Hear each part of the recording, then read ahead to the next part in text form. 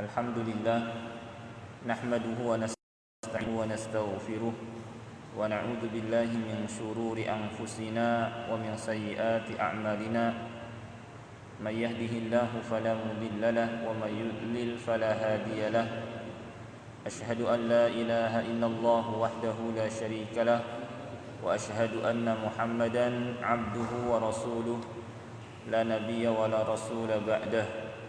Allahumma salli wa sallim ala nabiyyina Muhammad wa ala alihi wa sahbihi wa man tabi'a hudah ila yaumil qiyamah, amma ba'd.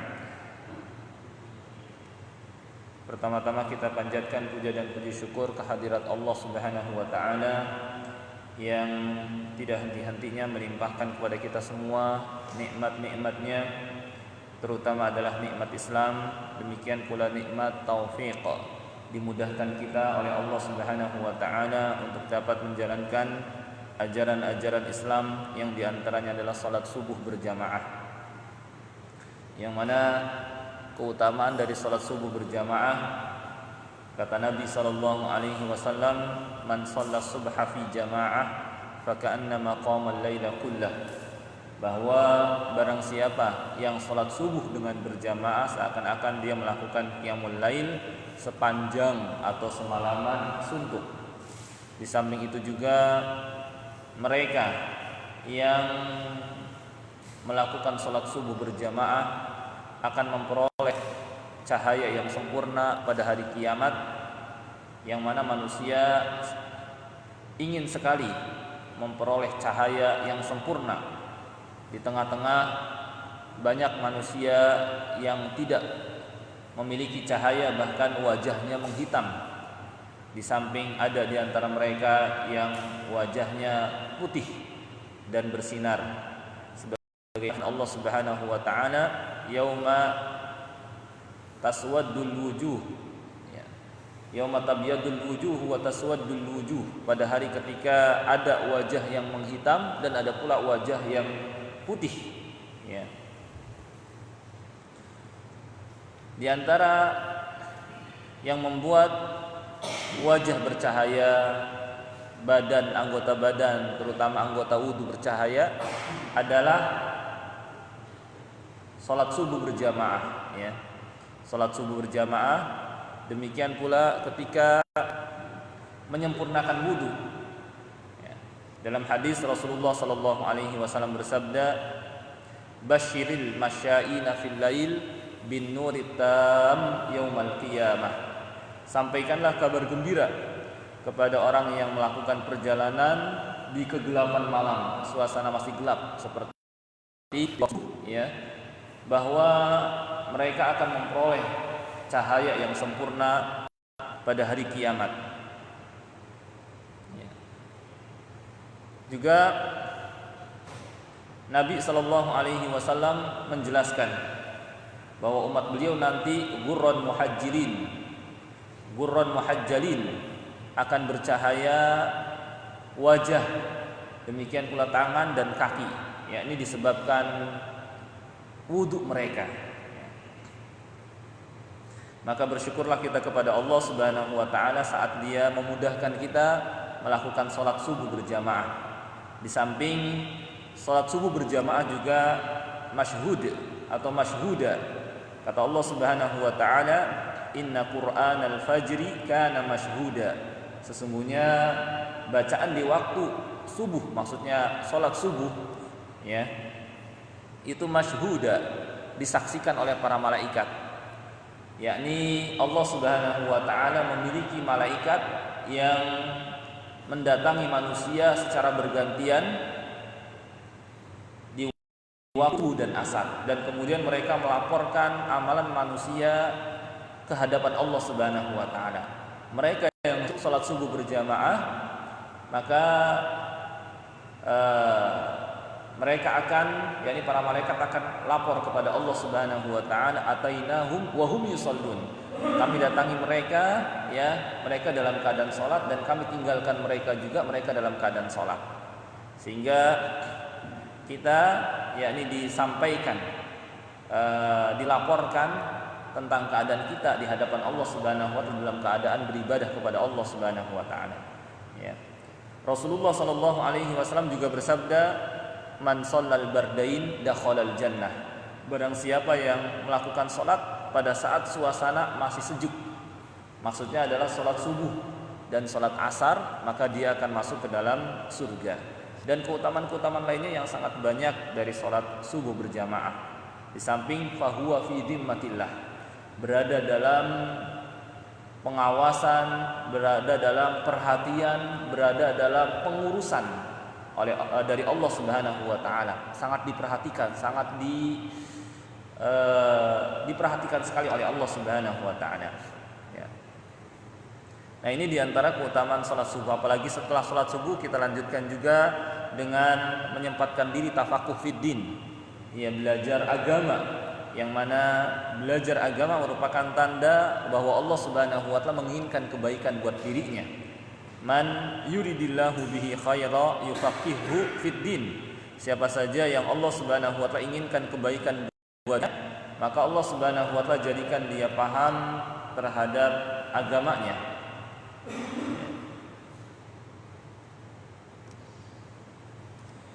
Demikian pula mereka yang menyempatkan diri apalagi hadir di majelis ilmu, ya, Nabi sallallahu alaihi wasallam menerangkan,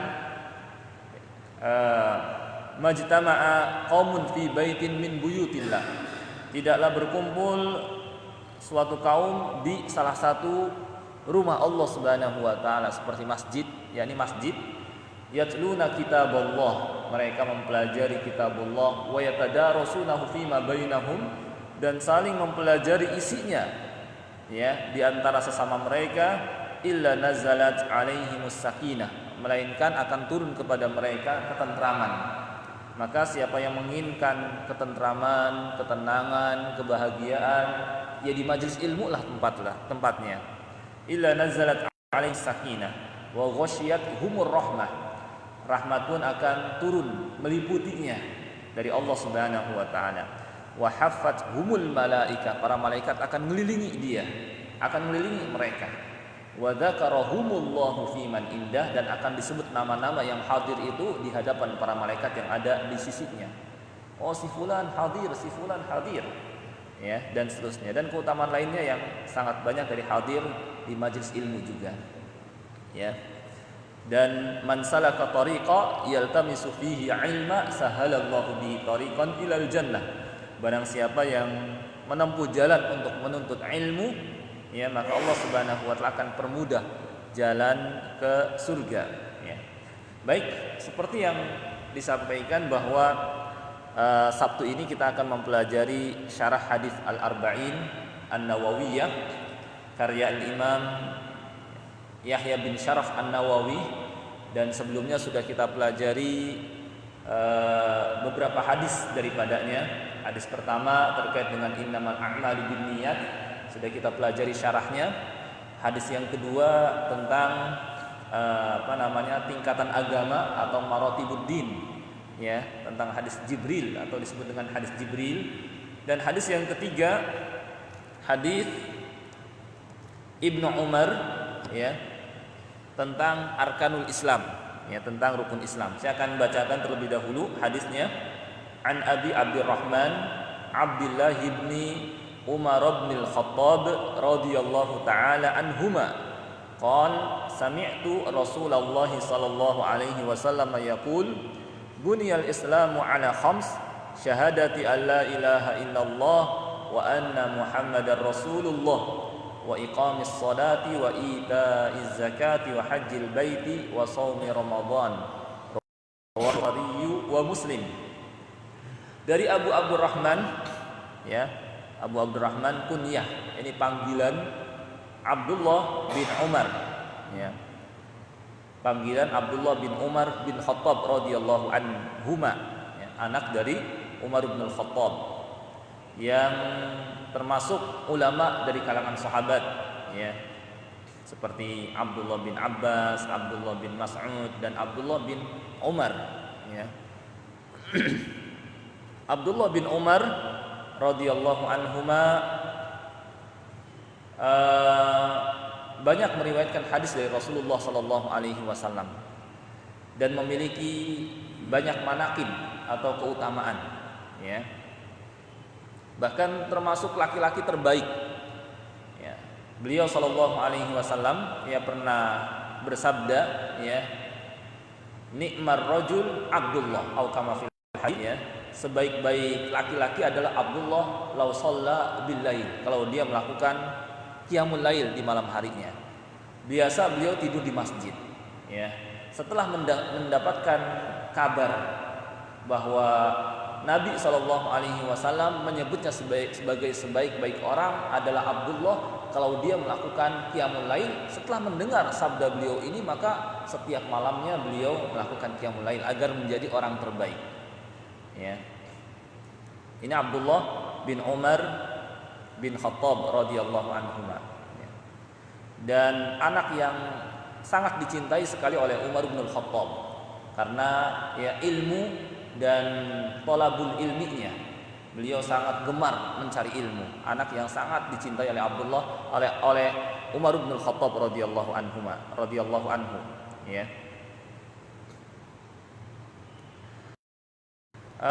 Kata Abdullah bin Umar, ya, sami'tu Rasulullah sallallahu alaihi wasallam, aku mendengar Rasulullah sallallahu alaihi wasallam yaqul, bersabda, buniyal islamu ala khams, Islam dibangun di atas 5 dasar, ya. Islam dibangun di atas 5 dasar. Dasar di sini maksudnya adalah rukun. Islam dibangun di atas 5 rukun, ya. Dan rukun secara bahasa artinya tiang penopang. Tiang penopang. Maka ketika disebutkan bunyal Islamu ala khams, ya, Islam dibangun di atas 5, yakni di atas 5 tiang penopang yang dengannya agama Islam menjadi tegak, yang dengannya bangunan Islam menjadi tegak, ya. Syahadati alla ilaha illallah, yaitu syahadah, bersaksi bahwa tidak ada ilah atau ma'bud bihaq illallah, tidak ada yang berhak disembah kecuali Allah saja. Wa anna Muhammadar Rasulullah, dan bahwa Muhammad adalah utusan Allah, ya. Satu persatu kita bahas, ya. Sebelumnya sudah saya sampaikan secara umum pada pembahasan syarah hadis Jibril terkait dengan arkanul Islam atau syarah arkanil Islam, bahwa syahadah artinya adalah al-iqraru bil lisan wa tasdiqu bil janan, yakni menyatakan dengan lisan dan dibenarkan oleh hati, ya. Kenapa?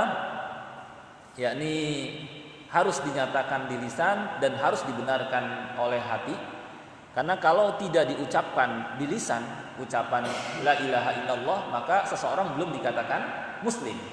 Seseorang belum dikatakan muslim.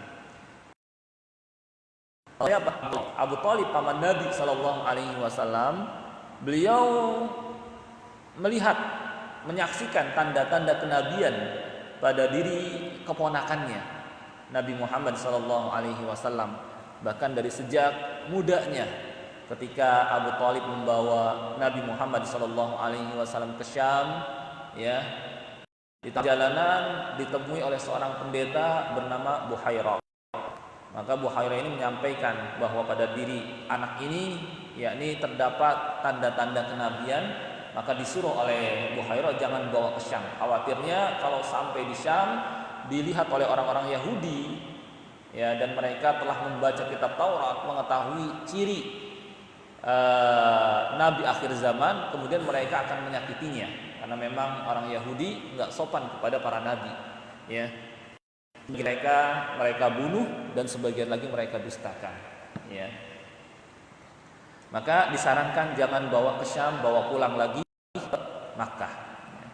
Dan banyak sekali tanda-tanda, yakni atau Abu Thalib sangat mengetahui sekali bahwa keponakannya betul-betul seorang nabi. Akan tapi karena dia tidak mengucapkan dengan lisannya la ilaha illallah, maka tidak dikatakan muslim. Ya, harus diikrarkan. Maka kalau seorang non muslim ingin masuk ke dalam Islam, dia harus menyatakan la ilaha illallah. Asyhadu an la ilaha illallah, ya. Dan kenapa harus ditambahkan at-tasdiqu bil janan? Adanya pembenaran dengan hati, ya. Karena kalau hanya di lisan saja tidak dibenarkan oleh hati, maka tidak bermanfaat ucapan atau ikrarnya ini. Seperti orang-orang munafik yang mereka menyatakan di hadapan Nabi Shallallahu Alaihi Wasallam, di hadapan orang-orang beriman, amanna, kata Allah, wa ma hum bimu'minin. Mereka itu sebenarnya bukan orang-orang beriman. Kenapa? Karena mereka hanya sebatas di lisan mengikrarkan, tetapi tidak membenarkan dengan hatinya. Maka syahadah di sini meliputi dua, al-iqraru bil lisan wa tasdiqu bil janan. Harus diucapkan dengan lisan dan harus dibenarkan oleh hati agar pernyataan atau ikrarnya itu bermanfaat, ya. Nah, ini maksud syahadah. Allah ilaha illallah, yakni la ma'buda bihaqqin illallah. Tidak ada yang berhak disembah kecuali Allah Subhanahu wa taala. Ini maknanya. Maknanya bukan la khaliqa illallah, la raziqa illallah, la mudabbira illallah, bukan itu maknanya. Bukan tidak ada pencipta selain Allah, tidak ada penguasa selain Allah, tidak ada pemberi rezeki selain Allah, bukan itu. Karena kalau maknanya ini, tentu orang-orang musyrik sudah dianggap muslim, karena mereka ketika ditanya wala in sa'altahum man khalaqahum la yaqulunna Allah. Kalau engkau bertanya kepada mereka, orang-orang musyrik, siapa yang menciptain mereka, mereka akan menjawab Allah. Mereka ngakui Allah yang menciptakan, yang memberikan rezeki. Kalau seandainya itu makna la ilaha illallah, tentu orang-orang musyrik sudah dikatakan muslim dan nggak perlu didakwahi lagi oleh Rasulullah Sallallahu Alaihi Wasallam. Wa anna Muhammad, dan bahwa Muhammad adalah utusan Allah. Sudah saya sampaikan sebelumnya, ya, ini secara murojaah materi terkait dengan syarah hadis Jibril, karena ini isinya sama dengan yang di dalam hadis Jibril. Di situ ketika Nabi Shallallahu Alaihi Wasallam ditanya, "Akhirni anil Islam, sampaikan kepadaku tentang Islam." Maka beliau menjawab, "Anta syahada alla ilaha illallah wa anna Muhammadar Rasulullah." Ya, dan seterusnya. Nah, ini murojaah supaya kita semakin ingat, ya. Wa anna Muhammadar Rasulullah, dan bahwa Muhammad adalah utusan Allah. Ya. Rukun dari syahadat Muhammad Rasulullah ini ada dua. Pertama, meyakini bahwa beliau sebagai Abdullah, hamba Allah. Kedua, meyakini bahwa beliau sebagai Rasulullah, sebagai utusan Allah, ya, hamba dan Rasul. Hamba la yu'bad, abdun la yu'bad, hamba tidak boleh disembah. Rasul la yukadzab, Rasul tidak boleh didustakan. Hamba, ya, la ifrat, hamba tidak boleh disikapi secara berlebihan, sebagaimana orang-orang Nasrani menyikapi berlebihan nabi mereka sampai menuhankan. Rasul la tafrit, tidak boleh meremehkan, sebagaimana orang-orang Yahudi meremehkan nabi mereka. Maka umat Nabi Muhammad sallallahu alaihi wasallam adalah ummatan wasata, wa kadzalika ja'alnakum ummatan wasata, dan demikianlah kami jadikan kalian sebagai umat yang wasata, ya, adil dan pilihan serta pertengahan. Ya, karena keadaannya tidak seperti orang Yahudi, tidak seperti orang-orang Nasrani. Demikian pula ahlu sunnah wal jamaah, ya, mereka juga wasat, pertengahan, ya, dalam berakidah, dalam keyakinan antara qadariyah, jabriyah, antara musyabbihah yang menyerupakan sifat Allah dengan makhluk, dengan mu'attilah yang mengira, antara khawarij yang gampang mengkafirkan, dan murjiah, pertengahan, ya. Demikian pula Islam pertengahan di antara dua milah yang menyimpang, Yahudi dan Nasrani. Yahudi, sikap mereka kepada Nabi meremehkan, merendahkan, ya. Bahkan mereka sering menyakiti Nabi mereka, Nabi Musa alaihissalam, sampai Nabi Musa berkata, wa id qala Musa liqaumihi ya qaum lima tu'dzunani wa qad ta'lamuna anni rasulullah ilaikum. Dan ingatlah ketika Musa berkata kepada kaumnya, ya kaum, wahai kaumku, lima tu'dzunani, kenapa kalian wa qad ta'lamuna anni rasulullah ilaikum, padahal kalian tahu aku adalah utusan Allah kepada kalian. Ya, kalau orang Nasrani beda lagi. Mereka memuji berlebihan, mereka menyikapi secara berlebihan kepada nabi mereka, sampai menuhankan, sampai menyembah, berdoa, mengarahkan ibadah kepada nabi mereka. Makanya Nabi SAW bersabda, la tutoruni kama atratin nasara ibn Maryam, innama ana abdun faqulu abdullahi wa rasuluh. Janganlah kalian menyikapiku berlebihan sebagaimana orang-orang Nasrani menyikapi berlebihan kepada Isa putra Maryam. Aku hanyalah innama ana abd, aku hanyalah hamba. Faqulu abdullahi wa rasuluh. Nyatakan oleh kalian hamba Allah, hamba yang tidak boleh disikapi secara berlebihan, dan rasul yang tidak boleh diremehkan. Maka kalau sebagai hamba tidak boleh disikapi berlebihan, jangan sampai boleh diremehkan. Ya, maka perintahnya bedakan dengan perintah manusia yang lain. Perintahnya kita taati, sikap kita kepadanya ta'atuhu fima amar, menaati perintahnya, wa tasdiquhu fima akhbar, membenarkan semua sabdanya, wajtinabu ma naha anhu wa zajar, menjauhi apa-apa yang beliau larang, wa alla yu'badallah illa bima syarra'a, dan tidak beribadah kepada Allah kecuali sesuai syariatnya. Ya. Wa taqdim mahabbatihi 'alan nasi ajma'in, mendahulukan kecintaan kepada beliau di atas kecintaan kepada seluruh manusia. Dan kata Nabi SAW, la yu'minu ahadukum hatta akuna ahabba ilaihi min walidihi wa waladihi wan nasi ajma'in. Tidak sempurna keimanan salah seorang di antara kalian sampai aku lebih dicintainya daripada anaknya dan daripada manusia semuanya. Nah, ini contoh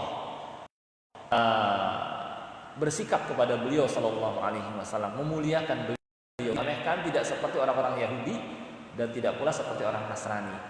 Orang Yahudi maghdub, orang Nasrani dhalin, gitu ya. Nah, kita pertengahan. Ya.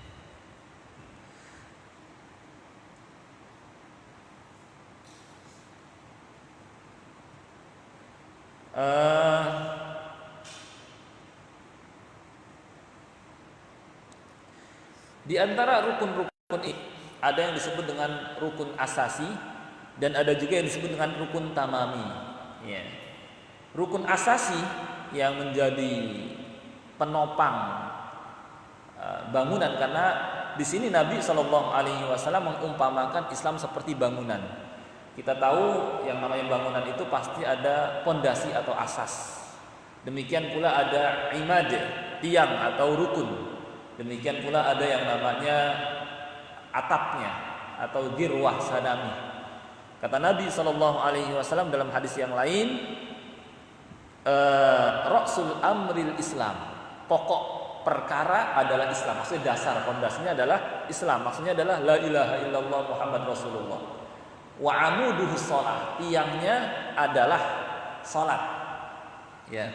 Wa dirwah sadamihi al jihadu fi sabilillah. Sedangkan puncaknya adalah jihad fi sabilillah. Menunjukkan ada yang menjadi pondasi, ada yang menjadi tiang penopang, dan ada juga yang menjadi atap, ya. Yang menjadi pondasi inilah la ilaha illallah Muhammad Rasulullah. Seakan orang yang telah mengikrarkan la ilaha illallah dan Muhammad Rasulullah sudah menyiapkan pondasi untuk sebuah bangunan. Tinggal dia siapkan tiang-tiangnya. Ya.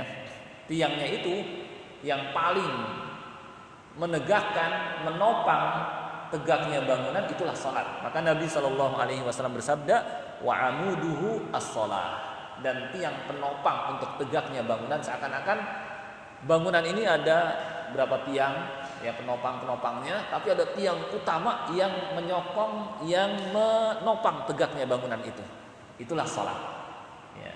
Makanya dikatakan, bukan hadis ya, faman tarakaha agamaddin. Ya, siapa yang meninggalkan merobohkan agama, seakan-akan menyingkirkan tiang itu, maka segera ambruk atau hancurlah bangunan Islam kalau sampai meninggalkan sholat. Ya. Nah ini tiang utamanya. Wadir wasanamihi al jihad fi sabi, sedangkan puncaknya adalah jihad. Berdasarkan hadis ini, ya, jihad nggak akan terwujud dan nggak akan terlaksana kalau para pelakunya nggak sholat. Yang ada malah kabur, yang ada malah lari ketika berhadapan dengan musuh, karena tiang penopangnya sudah disingkirkan. Ya, ada orang yang cuma semangat, cuma dia meremehkan ajaran Islam, atau sampai meninggalkan sholat, nggak akan tercapai jihad. Yang ada dia malah melarikan diri dari peperangan, ya, karena telah meninggalkan tiang utamanya. Sedangkan kalau tiang utama nggak disiapkan akan ambruk, nggak akan tegak jihad kalau tiang penopangnya nggak ada, nggak akan tegak atap kalau nggak ada tiang yang menopangnya, gitu ya. Ini menunjukkan keutamaan sholat di atas amalan-amalan yang lain. Makanya Abdullah bin Mas'ud radhiyallahu anhu pernah ditanya, ayyul a'mali ahabbu ilallah. Bukan Abdullah bin Mas'ud pernah bertanya kepada Rasulullah sallallahu alaihi wasallam, amal apa yang paling dicintai Allah? Kata beliau, as-salatu ala waqtiha, salat pada waktunya. Summa ayyun, kemudian apa lagi? Qal birrul walidain, berbakti kepada kedua orang tua. Ya, birrul walidain. Ternyata masih lebih tinggi salat, ya.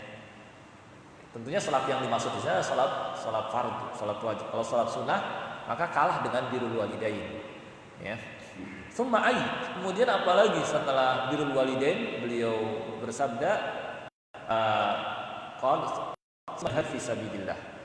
Ya, selanjutnya jihad fisabilillah. Jihad yang seseorang mengorbankan harta, jiwa, raga, masih kalah dengan salat dan masih kalah dengan birrul walidain, berbakti kepada kedua orang tua. Ya. Nah, seorang yang telah bersyahadat la ilaha illallah dan Muhammad Rasulullah berarti sudah menyiapkan pondasinya. Tinggal dia siapkan tiang penopangnya, ya. Tiang yang paling menopang sekali itulah tiang sholat. Kemudian tiang-tiang lain yang lain, ada tiang zakat, ada tiang puasa, ada tiang haji. Wa iqamis shalah, dan mendirikan sholat, ya. Di sini lafadznya ya, wa iqamis shalah, ya, bukan wa ada'is shalah, bukan mengerjakan. Berarti memang yang diinginkan dari kita adalah betul-betul mendirikan. Dirikan di sini, ya, meliputi dua yang kita tegakkan, yang kita dirikan. Pertama, iqamatu al-zahir, mendirikan lahiriah, ya. Yang kedua, iqamah al-batin, ya, mendirikan batin. Mendirikan lahiriah di sini yakni sebelum sholat kita sudah melaksanakan yang namanya syarat-syaratnya. Masuk ke dalam sholat kita kerjakan yang namanya rukun-rukun sholat. Sudah di dalam sholat juga kita kerjakan wajibat, yang wajib-wajib. Dan lebih sempurna lagi ketika kita tambahkan dengan yang sunnah-sunnah. Ini baru yang dikatakan iqamatul zahir, mendirikan lahir, ya. Tinggal kita dirikan pula batin kita, ya, dengan bil khusyuk, dengan khusyuk, ya.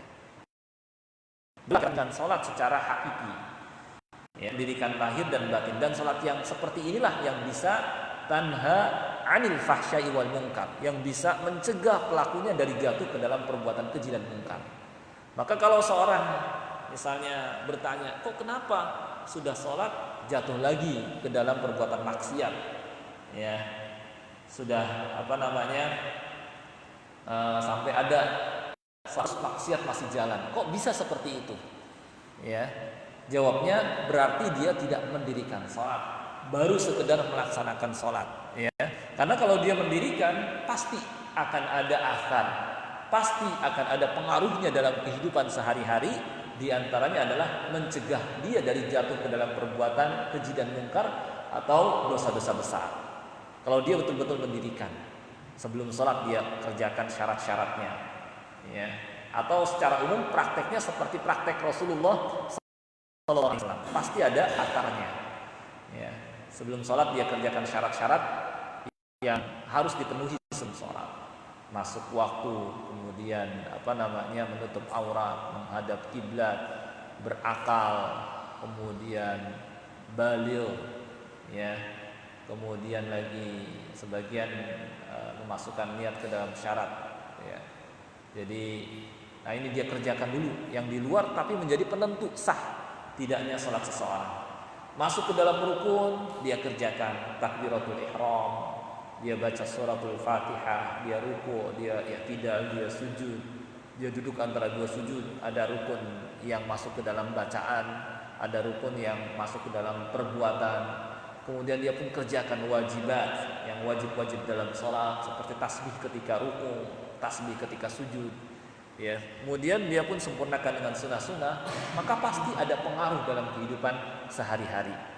Di samping dia mendirikan lahir, dia pun mendirikan batin, ya, dengan khusyuk yang merupakan ruhnya sholat. Seakan-akan khusyuk itu seperti bahan bakar, ya, seperti bahan bakar. Kalau mau gede api kompor atau kompor gas, maka harus ya bahan bakarnya ya diperbanyak dan ditingkatkan tentunya volume tingkat apinya, ya, ditingkatkan dari nomor 1 ke nomor 3. Atau kompor minyak juga sama, ya, kita tingkatkan. Nah, seperti itulah gambaran khusyuk sebagai bahan bakar, seakan-akan sebagai pembesar suatu ibadah, pahala suatu ibadah. Semakin tinggi tingkat kekhusyuan seseorang, maka semakin besar pahala yang dia peroleh. Kalau kecil tingkat kekhusyuannya, maka pahala yang dia peroleh pun sedikit. Ya, makanya Nabi SAW pernah menyatakan, ya, wa innar rajul la yansarif. Sesungguhnya seorang ketika selesai salat, wa ma kutiba lahu min salatihi, dia tidak memperoleh pahala dari salatnya illa usyruha, ada yang cuma 1/10, au tusuha 1/9, au thumunuha, ada yang 1/8, au subuha 1/7, au sudusuha 1/6, au khumusuha 1/5, rubu'uha thuluthuha, au nisfuha, atau separuh dari pahala salat dia peroleh. Itu sudah besar sekali. Sebagian ulama menerangkan ini, ya, disebabkan oleh kekhusyuannya. Yani semakin tinggi tingkat kekhusyuan seseorang, semakin besar pahala yang dia peroleh. Lalu apa yang dimaksud dengan khusyuk? Yaitu qalbi wa sukunul arkan. Hadirnya hati. Yani hatinya perhatian, memperhatikan salatnya, memperhatikan bacaannya, bahwa dia juga sedang berdiri di hadapan Allah Subhanahu wa taala. Itu khusyuk. Pikirannya enggak kemana-mana. Pikirannya ketika sholat tidak memikirkan di kantor, tidak memikirkan di pasar, tidak memikirkan bisnisnya, tapi memperhatikan sholatnya. Dan memang berat, ya, karena ketika kita sholat biasanya didatangi oleh setan, ya. Nabi SAW menyatakan seperti itu, ya. Yakni ketika dikumandangkan nudiya bil adzan adbar syaitan. Apabila azan dikumandangkan, setan langsung pergi kabur, walahu duraq, sampai buang angin saking azan. Selesai azan datang lagi. Ya, kemudian iqamat dikumandangkan, maka dia pergi lagi. Setelah selesai iqamat dia datang bisikan. Ya, diingatkan uzkur kada, ingat ini, ingat itu, sehingga yang tadinya dia lupa bisa jadi ingat. Dan karena diingatkan, ya, jadi nggak perhatian ke sholatnya, yang dia perhatikan di luar sholat, ya, yang dia perhatikan di luar sholat. Nah, akhirnya mungkin bisa sebagian besar dari sholat itu dia perhatiannya keluar sholat, akhirnya mengurangi pahalanya, ya, mengurangi pahalanya. Terkait dengan khusyuk, lalu bagaimana kalau misalnya seseorang dalam sholatnya tadi perhatiannya keluar sholat, apakah batal? Tidak batal, ya, hanya saja mengurangi pahala. Maka kalau kita lihat kitab-kitab fiqih, di sana hanya menyebutkan bab al-had 'alal khusyuk fi shalah, dorongan untuk bersikap khusyuk, ya. Karena kalau seandainya harus hadir hati dari awal sampai akhir, nah itu nggak mungkin, ya, nggak mungkin untuk ukuran kita, ya. Kalau dikatakan kalau nggak khusyuk batal, maka akan batal semua sholat orang, ya. Maka sifatnya didorong, dianjurkan, diusahakan supaya pahala yang kita peroleh semakin besar, gitu ya. Itu khusyuk, hudurul qalbi. Maka sebagian ulama fiqih mereka menyebut khusyuk sebagai istishab, yakni yang harus menyatu dalam ibadah itu minimal ada meskipun sebentar. Minimal ada, jangan sampai dari awal dia takbiratul ihram sampai salam nggak ada kekhusyuan, nggak ada meskipun sebentar. Harus ada meskipun sebentar, ya. Namanya istishab. Ada istishab zikir, ada satu lagi istishab apa saya lupa. Jadi harus, ya, harus apa namanya, ada meskipun sebentar, ya. Nah itu khusyuk, hudurul qalbi. Yang kedua, bagian dari khusyuk adalah sukunul arkan, diamnya anggota badan, ya, diamnya anggota badan. Diamnya di sini tentunya tidak banyak bergerak, ya, tidak banyak bergerak. Ya, makanya bergerak itu dapat mengurangi kekhusyuan, ya, dapat mengurangi kekhusyuan. Dan bergerak dalam sholat itu ada 5 hukum. Ada 5 hukum. Pertama, al-harakatul wajibah, gerakan yang wajib, ya. Yang kedua, al-harakatul mustahabbah, gerakan yang sunnah. Yang ketiga, al-harakatul makruhah, gerakan yang makruh. Yang keempat, al-harakatu al-muharramah, gerakan yang diharamkan. Dan yang kelima, al-harakatul mubahah, gerakan yang mubah. Gerakan yang wajib, yakni kalau dia tidak bergerak bisa batal salatnya. Ya, misalnya ketika salat, ya, dia sudah berijtihad, berusaha menghadap ke arah kiblat, dia berada di tengah padang pasir atau di dalam hutan, nggak ada orang yang bisa ditanya, sudah tiba waktu sholat, dia harus sholat, dia pun sholat. Nah, ketika sholat ternyata ya dia salah menghadap, lalu ada orang datang mengingatkan, kiblat itu bukan di hadapanmu tapi di sebelah kanan. Ketika ini dia wajib memindahkan badannya ke arah kanan, mengalihkan badannya ke arah kanan. Namanya gerakan yang wajib. Karena menghadap kiblat syarat, ya. Kalau sampai ditinggalkan sedangkan dia tahu, batal salatnya. Gitu ya. Ini gerakan yang wajib. Kemudian gerakan yang sunnah. Jadi gerakan yang dia dapatkan keutamaan. Seperti ketika salat berjamaah, ada seorang yang batal, ya, kemudian ada celah dalam barisan, maka dianjurkan bagi yang di belakang atau di kanan atau kirinya dia bergeser, ya, untuk merapatkan barisan. Dengan dia merapatkan, dia dapatkan keutamaan. Yang di belakang dengan maju misalnya, dia dapat keutamaan shaf yang pertama atau shaf yang di depannya. Ini gerakan yang sunnah. Kemudian juga ada gerakan yang makruh, gerakan yang dilakukan tanpa ada keperluan, tanpa ada kebutuhan, ya, seperti meskipun ringan, ya, lagi sholat misalnya dia main-mainkan apa, misalnya jenggotnya, ataupun lagi sholat, ya, sempat-sempatnya ngelihat jam tangan misalnya, lagi sholat, ya, main pakaiannya, lagi sholat, kebanyakan getarnya atau gerakan. Nah ini makruh, ya. dan bisa jadi haram kalau sering dilakukan, banyak, dan di setiap rakaat. Itu dan bisa batal kalau seperti itu ya. Maksudnya gerakannya seperti seakan-akan dia seperti orang di luar sholat, ya, tanpa ada keperluan. Ini gerakan yang haram. Tapi kalau gerakan yang makruh, ya banyak gerakan. Dan seperti ini sebenarnya ngikutin orang Yahudi. Yahudi disebut Yahudi, ya, menurut sebagian ulama karena mereka yatahawwad. Yatahawwad itu artinya taharrak, gerak-gerak. Makanya mereka di hadapan Haikal Sulaiman sambil baca Taurat gini-gini. Nah, kalau kita sholat seperti itu kayak mereka, kayak orang Yahudi. Makanya tenang sholat itu. Ya. Nah, itu gerakan yang makruh. Ya. Kemudian gerakan yang haram tadi, gerakan yang dilakukan tanpa ada keperluan terus menerus, ya. Dalam setiap rakaat dia gerak terus, ya. Nah, ini batal apa haram dan bisa batal. Dan yang kelima gerakan yang mubah, gerakan yang dilakukan karena diperlukan, ya, dan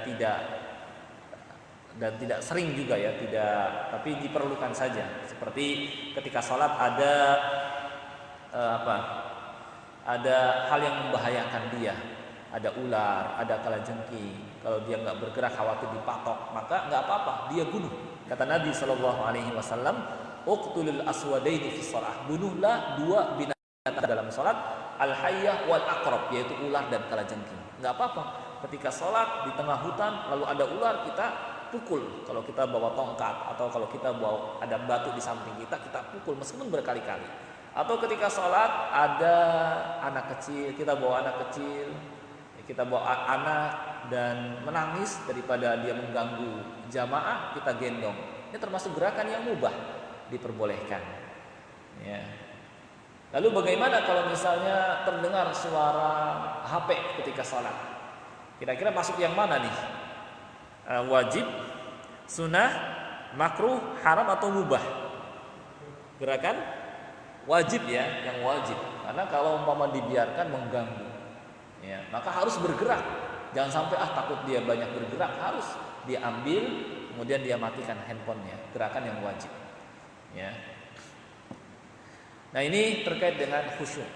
Orang yang khusyuk, kata Allah Subhanahu wa taala, qad aflahal mu'minun alladzina hum fi salatihim khashi'un. Sungguh beruntung orang-orang yang beriman, yaitu yang khusyuk dalam salat.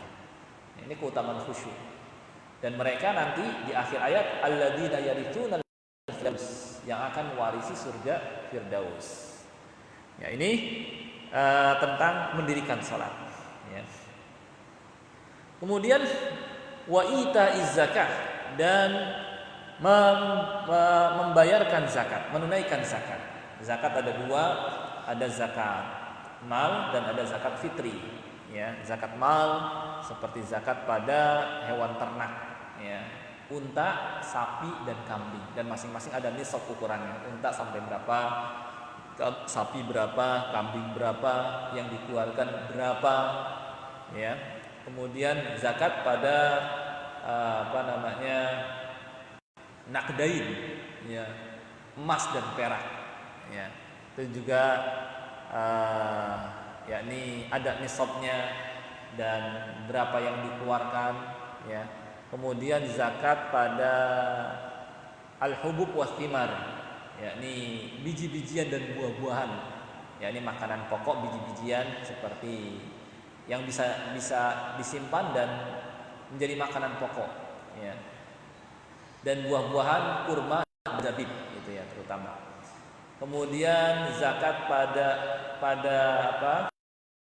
perdagangan ditotalkan, apabila sampai senisab maka dikeluarkan zakatnya, ya. Kemudian ada zakat rikaz juga, ini zakat mal. Kemudian di samping zakat mal ada zakat fitr yang dikeluarkan seusai berpuasa Ramadan, ya. Seusai berpuasa Ramadan di akhir, ya, di akhir Ramadan. Nah, ini wa itaiz zakah. Dengan sholat hubungan seseorang menjadi baik dengan Allah Subhanahu wa taala, dan dengan zakat hubungan seseorang dengan manusia menjadi baik. Di dalam salat terdapat bentuk ihsan dalam beribadah kepada Allah, dan dalam zakat terdapat bentuk ihsan dalam bergaul dengan manusia. Ya. Wa iqamis shalah wa itaiz zakah. Ya. Wa hajjil bait, dan berhaji ke Baitullah. Ini dalam riwayat yang ada pada umumnya adalah puasa Ramadan yang keempatnya, ya. Tapi dalam salah satu riwayat seperti ini, wa hajjil bait, dan berhaji ke Baitullah, wa shaumi Ramadan, dan berpuasa di bulan Ramadan, ya. Kita lihat urutan pada umumnya saja, bahwa yang keempatnya adalah berpuasa Ramadan, ya. Puasa secara bahasa al-habs, artinya nahan diri, ya. Secara syarak, ya, adalah, ya, al-imsaku 'anil muftirat, ya, min tulu'il fajri ma'an niyyah min tulu'il fajri ila ghurubis syams. Menahan diri dari hal-hal yang membatalkan dengan niat dari mulai terbit fajar hingga tenggelam matahari. Ya, yang mana faedahnya adalah untuk melatih kita biasa mengendalikan diri. Ya. Sudah panjang lebar kalau tentang masalah puasa, ya, terkait dengan keutamaan, hukum, faedah, hikmah, dan lain sebagainya. Wa hajjil bait, dan berhaji ke Baitullah, ya. Walillahi 'alan nasi hajjul baiti man istata'a ilaihi sabila. Dan kewajiban manusia kepada Allah adalah berhaji ke Baitullah bagi mereka yang sanggup mengadakan perjalanan ke sana. Sekarang kalau kita perhatikan hikmah urutan seperti ini, ada hikmah yang sangat dalam, ya.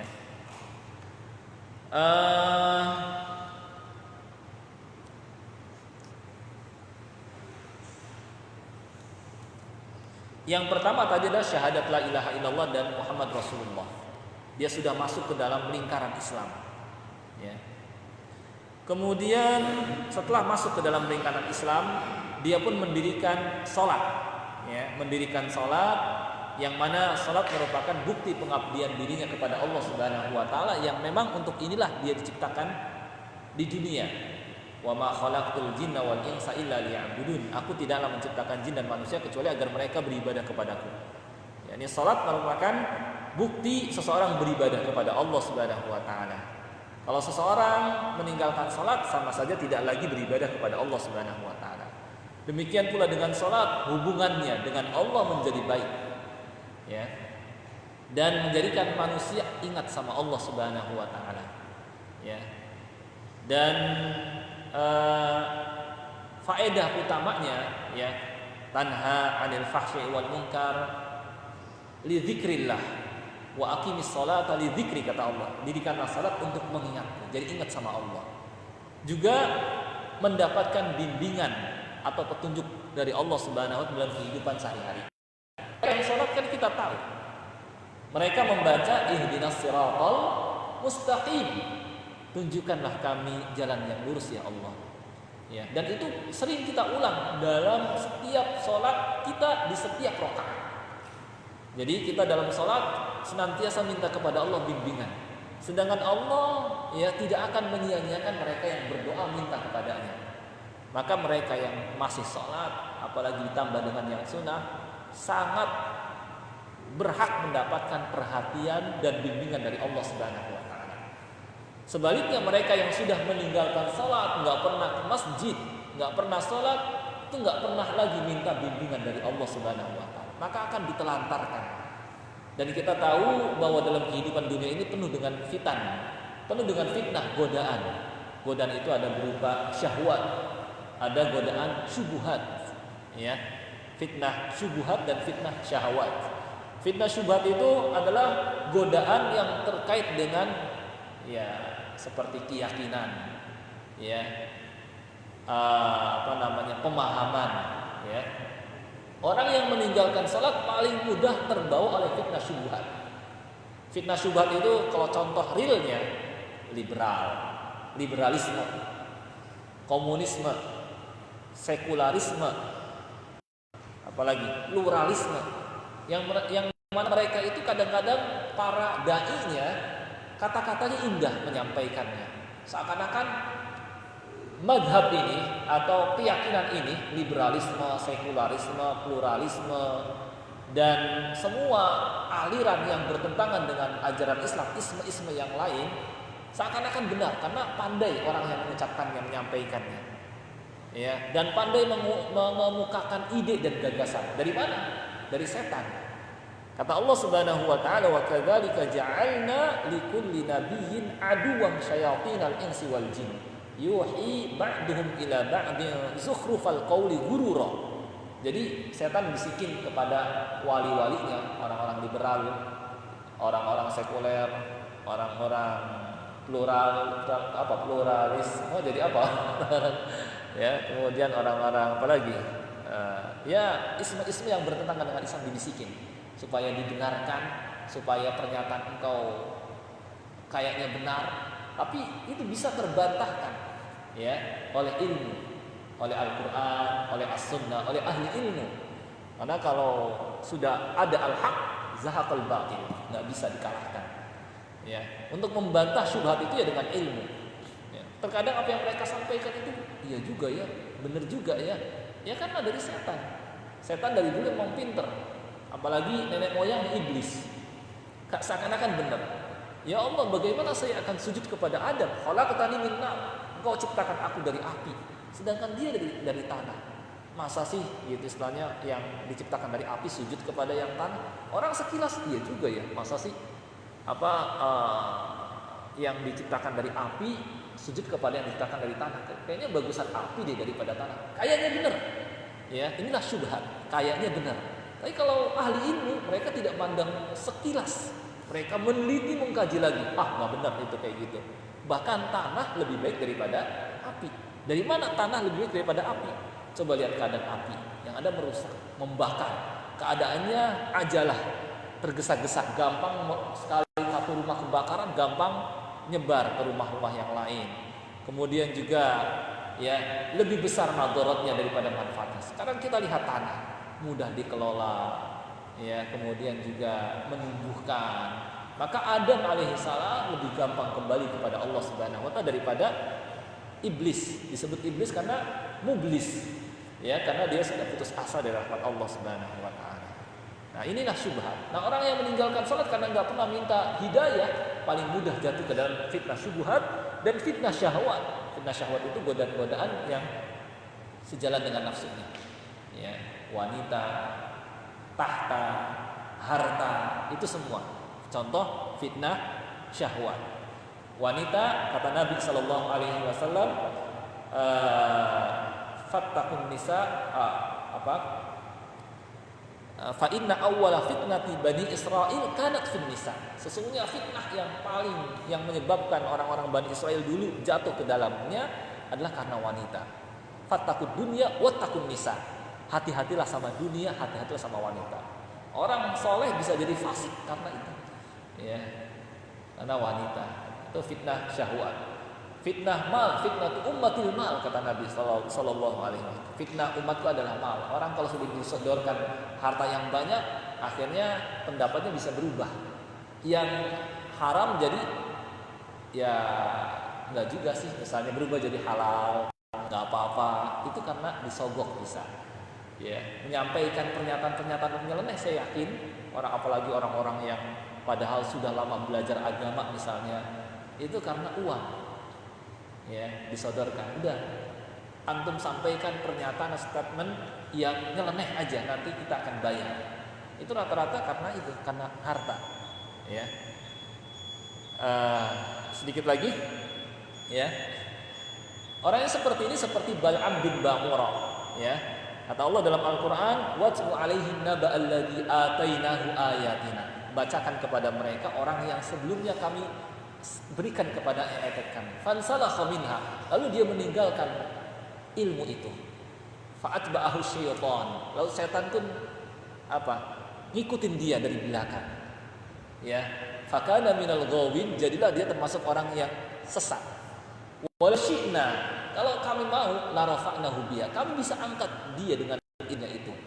Walakinnahu akhlada ilal ard, akan tapi dia lebih cenderung kepada dunia, harta. ya, walakinnahu akhlada ilal ardi wattaba'a hawa, dan memperturutkan hawa nafsunya. Ya, kata Allah, famathaluhu kamathalil kalb, perumpamaannya seperti kalbun, anjing, intahmil alaihi yalhad au tatruku yalhad. Kalau engkau kasih makanan, enggak kasih makanan, lidahnya ngejulur, saking cenderung kepada dunia. Dari qaumil ladzina kadzdzabu biayatina. Itulah orang-orang yang perumpamaan orang yang mendustakan ayat kami.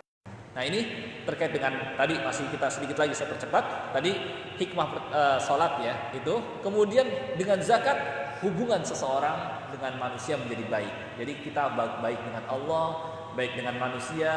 Nah, setelah sudah baik hubungan kita dengan manusia dengan zakat, maka kita dilatih supaya terus istiqomah di atas ketaatan dengan puasa. Yang di sana kita dilatih mengendalikan diri dari mulai terbit fajar hingga tenggelam matahari, nahan dari hal-hal yang diinginkan oleh hawa nafsu kita, ya, sampai sebulan penuh. Jadi kita punya pengendalian diri. Mereka yang jatuh ke dalam kemaksiatan rata-rata karena tidak punya pengendalian diri, ya, karena apa? Nggak nahan, ya, nggak terlatih, jatuh ke dalam zina, jatuh ke dalam judi. Iya juga ya, saya dengan mungkin modal sedikit bisa dapatkan uang yang banyak. Saya lagi butuh uang. Setiap orang yang main judi dalam pikirannya, mungkin saya yang menang, mungkin saya yang menang, mungkin saya yang menang. Akhirnya mereka semua ya pada main judi. Ya, yang seperti itu karena ya nggak bisa nahan nafsunya. Ya, demikian pula orang yang jatuh ke dalam ya narkoba, khamr, ya, pencurian dan kemaksiatan yang disebabkan karena nggak nahan nafsu. Ya, nggak bisa mengendalikan diri. Maka dengan puasa supaya kita bisa mengendalikan nafsu. Ya, itu faedah hikmah dari puasa. Nah, setelah kita dan dilatih kita untuk istiqomah menjalankan perintah Allah, menjauhi larangan Allah. Jadi gini, setelah hubungan kita baik dengan Allah, hubungan kita dengan manusia menjadi baik dan kita istiqomah di atas ketaatan, ya, dengan puasa, maka Allah mengundang kita ke rumahnya, ya, untuk naik haji, ya. Di mana di dalam ibadah haji ini, ya, kita akan menjadi tamunya Allah, ya, duyufur rahman. Di sanalah kita akan mendapatkan khidmat, pelayanan, dan Allah sudah takdirkan secara maupun mensyariatkan secara syara dan takdir. Secara syara Allah perintahkan yang mengelola rumahnya untuk ibadah haji. Pertama kali adalah Nabi Ibrahim. Kata Allah, "Tahhir baitiya lit-taifina wal-'akifina war-ruk'as sujud." Allah sudah perintahkan. Dan ini perintah ini berlaku kepada keturunannya terus. Secara takdir Allah pun yang telah menjadikan, pokoknya sudah menetapkan bahwa siapa saja yang mengurus rumahnya dia harus memberikan pelayanan kepada jamaah haji. Maka mereka yang menjadi tamu Allah, mereka akan banyak mendapatkan pelayanan, kesehatan, tempat tinggal, makanan. Gak usah takut kelaparan, gak usah takut kehausan, gak usah takut gak punya tempat, gak usah takut terlantar. Banyak yang memberikan pelayanan kepada mereka, ya, karena menjadi tamu Allah, ya. Di antara hikmahnya juga dalam ibadah haji, ya, setelah kita diundang oleh Allah Subhanahu wa taala, dan undangan ini pun tertuju pada mereka yang mampu. Kalau yang nggak mampu ya dimaafkan oleh Allah, ya. Adalah hikmah haji lainnya yang sekarang ada orang yang coba melecehkan, misalnya, buat apa naik haji, mendingan ganti aja lah, kita tenang ngabisin uang saja, ya. Mereka nggak tahu bahwa banyak sekali hikmah haji. Di antaranya melatih jiwa, mengorbankan harta, ya, kan hartanya banyak yang dikeluarkan. Badan dalam ketaatan kepada Allah, dia di situ melakukan manasik yang melelahkan, ada tawaf, ada sa'i, dan seterusnya. Di samping haji juga bagian dari jihad fisabilillah. Hikmahnya lain juga adalah mempertemukan kaum muslimin dari berbagai penjuru dunia, berkumpul di sana. Ada yang dari Afrika, ada yang dari Eropa, ada yang dari Indonesia paling banyak. Cuma sekarang nih dapat info, ya, jamaah haji di Indonesia dibatalkan. Ya, cuma niat kita berusaha untuk haji, tetap Allah akan kasih pahala, ya. Untuk bertemu di tempat yang paling dicintai Allah, ya, dan mereka di sana saling ta'aruf, saling berkenalan, saling ta'awun 'alal birri wat taqwa, sekaligus untuk mentauhidkan, ya, sufufihim, saf barisan mereka. Nah inilah di antara hikmah dari arkanul Islam, ya. Mudah-mudahan apa yang saya sampaikan ini bisa dipahami, ya. Kita tahu hikmah rukun Islam dan begitu Masya Allah agungnya rukun Islam, dan karenanya menjadi dasar agama ini, dan meninggalkannya dosa yang sangat besar.